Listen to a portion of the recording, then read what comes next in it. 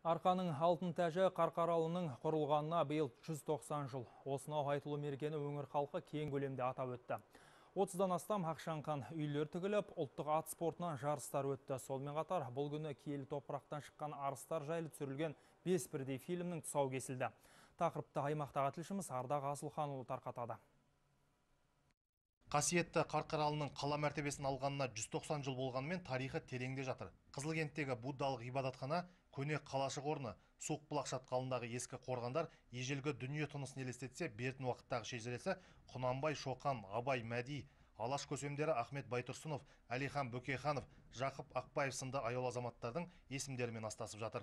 Ұлы Абайдың әкесі Құнанбай қажы көктөбелі күмбезді мешіт салдырып, өз атын ұрпақтарына мәңгілік ескерткіш қылып қалдырды.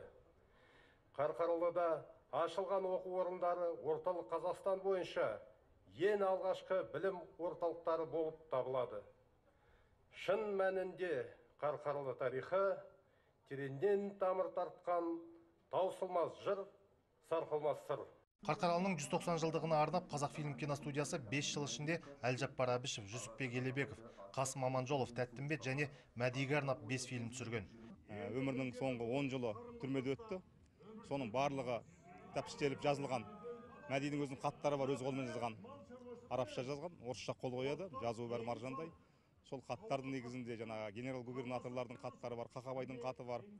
Осылардың барлығын негізге алып, азапты өмірі осы Мәди фильміне арқау болды. Мереке күні танымал өнер жұлдыздары ән мен жырдың тиегін ағытты. Сондай-ақ ұлттық ат спортынан түрлі жарыстар ұйымдастырылды. Аламан бәйгеде топ жарған сәйгүліктердің бапкерлеріне 3 бірдей жеңіл көлік табысталды. Ардақ Асылханұлы, Сайлау Игіліков, Әсет Асайынов, Қарағанды облысынан.